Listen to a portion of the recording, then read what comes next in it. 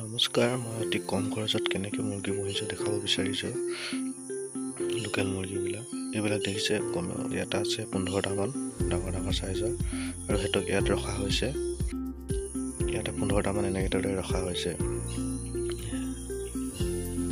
এইখিনি দেখিছে, আৰু ইয়াত বটলত টেমাত পানী দিয়া আছে, এনেকৈ পানী খায়। আৰু এইটো গঁৰালটো, ইয়াত দুখিনি আছে, দুভাগ কৰি দিয়া হৈছে গঁৰালটোত। সোঁহাতে এইখিনি আৰু বাওঁহাতে এইখিনি।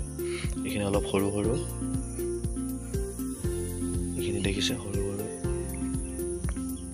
ইয়াত কমেও 25টামান আছে।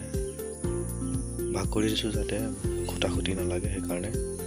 আৰু ইয়াত দেখিছে বেৰত মই ফুটা কৰি দিছোঁ, চালি নেট লগাই দিছোঁ যাতে বতাহ চলাচল কৰিব পাৰে। আৰু এইটোত দেখিছে এনেদৰে ধান দিয়া আছে, এটি ধান খাই আছে, ধান আৰু দানা দিয়া হয়। এইফালেও মই মুকলি কৰি দিছোঁ যাতে বতাহ চলাচল কৰিব পাৰে। আৰু এইটো ৰাতি উঠি থাকিবৰ কাৰণে, কুকুৰাবিলাকে ওপৰত উঠি খুব ভাল পায়, সেইকাৰণে এনেকৈ বনাই দিয়া হৈছে। এইখিনি দেখিছে ধান খাই আছে এনেদৰে। চাইজ 700 গ্ৰাম, 600 গ্ৰাম, আধা কেজি সেনেকুৱা হৈছে। এইটো এৰি গৈছিলে, লগাই দিছোঁ। ইয়াত এনেকৈ ওলমাই পিনি দানা নহ'লে ধান ভৰাই দিয়া হয়। ইয়াত দেখিছে এইটো ফ্ৰেমটো কেনেকুৱা লাগিছে জনাব। এইটো এটা উঠিয়ে আছে ওপৰত।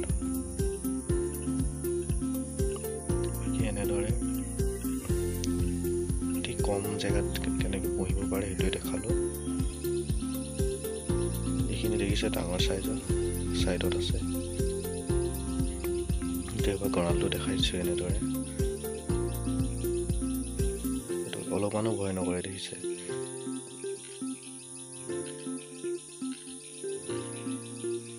এয়া চব এইখিনি মেলি থোৱা থাকে, ডাঙৰখিনি এনেদৰে ওপৰত উঠি থাকে। এটি দূৰলৈও নাযায়, ওচৰতে থাকে। দানা খোৱা টাইমত ভিতৰলৈ আহে আৰু যায়গৈ। এয়া চব কমেও 1 কেজি পাৰ হৈ গৈছে কিছুমান। এনেদৰে এইখিনি 5 মাহ 4 মাহ এনেকুৱা টাইম হৈছে আৰু।